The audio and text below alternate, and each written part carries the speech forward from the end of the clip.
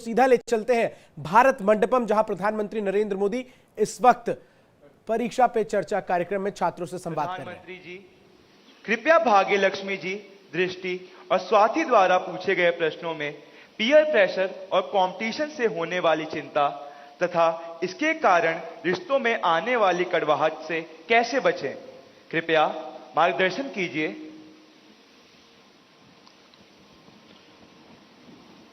अगर जीवन में चुनौतियां न हो, स्पर्धा न हो, तो फिर जीवन बहुत ही प्रेरणाहीन बन जाएगा, चेतनाहीन बन जाएगा। कंपटीशन होनी ही चाहिए, लेकिन जैसे एक सवाल में पूछा कालीकट से बच्ची ने, हेल्दी कंपटीशन, इसलिए कंपटीशन हेल्दी होना चाहिए। अब आपका जो सवाल है वो जरा डेंजर है और वो मुझे चिंता कराता है। शायद मुझे भी इस परीक्षा पे चर्चा पे इस प्रकार का सवाल पहली बार आया है। देखिए, कभी कभी इस प्रवृत्ति का जहर, ये बीज पारिवारिक वातावरण में ही बो दिया जाता है। घर में भी मां बाप, दो बच्चे हैं तो दोनों के बीच में कभी एक के लिए अच्छा बोलेंगे, कभी दूसरे के लिए, तो कभी उन दो भाई बहन में भी, या दो भाई में भी, या दो बहनों में भी, देखिए मां ने उसको तो ये कह दिया और मुझे ऐसा कह दिया। एक इस प्रकार की विकृत स्पर्धा का भाव जाने अनजाने में परिवार के रोजमर्रा के जीवन में बो दिया जाता है। और इसलिए मेरी सभी पेरेंट्स से आग्रह है कि कृपा करके बच्चों की इस प्रकार की कंपैरिजन, अपने ही संतानों की ऐसी कंपैरिजन मत कीजिए। उसके अंदर एक द्वेष का भाव पैदा कर देते हैं और वो परिवार में भी कभी न कभी लंबे समय के बाद वो बीज एक बहुत बड़ा जहरीला वृक्ष बन जाता है। उसी प्रकार से मैंने बहुत पहले एक वीडियो देखा था, शायद आप लोगों ने भी देखा होगा। कुछ दिव्यांग बच्चे, उनकी एक कंपटीशन में सब दौड़ रहे हैं। 12-15 बच्चे अलग अलग, किसी दिव्यांग है तो कठिनाइयां है, लेकिन वो दौड़ रहे हैं। इतने में एक बच्चा गिर जाता है। अब ज्यादा बुद्धिमान लोग होते तो क्या करते? वाह, ये तो गया, चलो यार, एक तो स्पर्धा में कम हो गया। लेकिन उन बच्चों ने क्या किया? सबके सब जो आगे चले गए थे वो भी पीछे आए, जो दौड़ रहे थे वो भी रुक गए। पहले उन सब ने उसको खड़ा किया और फिर दौड़ना शुरू किया।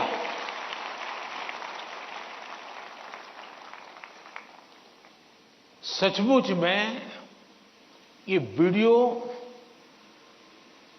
दिव्यांग बच्चों के जीवन का भले होगा, लेकिन हम लोगों को भी ये बहुत बड़ी प्रेरणा और बहुत बड़ा संदेश दे देता है। अब तीसरा विषय है कि आपके दोस्त से आपको किस चीज की स्पर्धा है भाई? मान लीजिए 100 मार्क्स का पेपर है। अगर आपका दोस्त 90 ले गया तो क्या आपके लिए 10 मार्क बचा है क्या? आपके लिए 10 मार्क बचा है क्या? आपके लिए भी तो 100 है ना?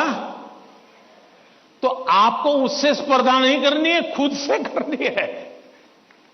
खुद से करनी है कि वो 100 में से 90 लाया, मैं 100 में से कितना लाऊं। उससे द्वेष करने की जरूरत ही नहीं है।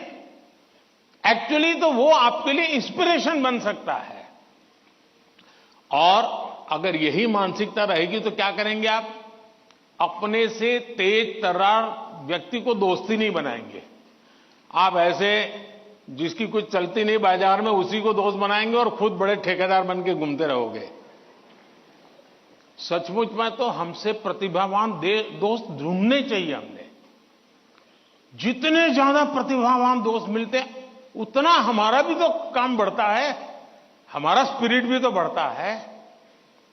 और इसलिए कभी भी हमने इस प्रकार का ईर्ष्या भाव कतई ही अपने मन में नहीं आने देना चाहिए। और तीसरा, मां बाप के लिए भी बहुत बड़ा चिंता का विषय है। मां बाप हर बार अपने बच्चों को कोसते रहे, देख तू खेलता रहता है, देख वो किताबें पढ़ता है, तू ये करता रहता है, देख वो पढ़ता है, यानी वो भी हमेशा उसी का उदाहरण देते हैं। तो फिर आपके दिमाग में भी यही एक मानदंड बन जाता है। कृपा करके मां बाप इन चीजों से बचे। कभी कभी तो मैंने देखा है कि जो मां बाप अपने जीवन में ज्यादा सफल नहीं हुए हैं, जिनको अपने पराक्रम, अपनी सफलताएं, अपनी सिद्धियों के विषय में दुनिया को कुछ कहने को नहीं है, बताने को नहीं है, तो वे अपने बच्चों का रिपोर्ट कार्ड ही अपना विजिटिंग कार्ड बना देते हैं। किसी को मिलेंगे, अपने बच्चे की कथा सुनाएंगे। अब ये जो नेचर है वो भी एक प्रकार से बच्चे के मन में एक ऐसा भाव भर देता है कि मैं तो सब कुछ हूं, अब मुझे कुछ करने की जरूरत नहीं है। वो भी बहुत नुकसान करता है।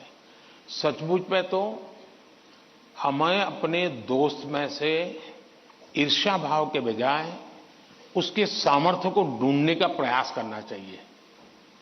उसके अंदर अगर मैथमेटिक्स में एक्सपर्टाइज है, मेरी कम है, मेरे टीचर से ज्यादा अगर मेरा दोस्त मुझे मैथमेटिक्स में मदद करेगा तो वो मेरी साइकी समझ करके करेगा और हो सकता है मैं भी उसी की तरह मैथमेटिक्स में आगे जाऊंगा।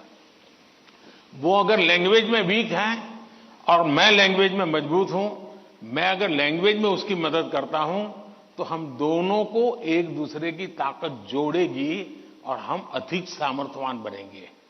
और इसलिए कृपा करके हम अपने दोस्तों से स्पर्धा और ईर्ष्या के भाव में न डूबें। और मैंने तो ऐसे लोग देखे हैं कि खुद फेल हो जाए, लेकिन अगर दोस्त सफल हुआ है तो मिठाई वो बांटता है। मैंने ऐसे भी दोस्त देखे हैं कि जो बहुत अच्छे नंबर से आए हैं लेकिन दोस्त नहीं आया, इसलिए उसने अपने घर में पार्टी नहीं की, फेस्टिवल नहीं मनाया। क्यों? मेरा दोस्त पीछे रह गया। ऐसे भी तो दोस्त होते हैं।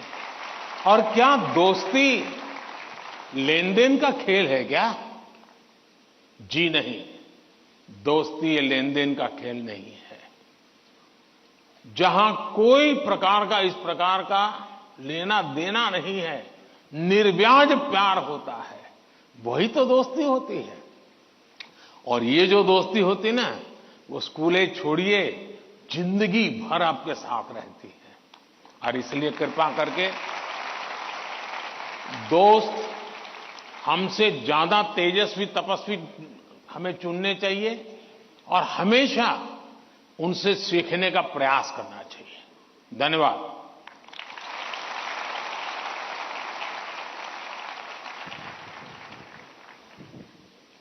प्रधानमंत्री जी, स्पर्धा में भी मानवीयता का ये संदेश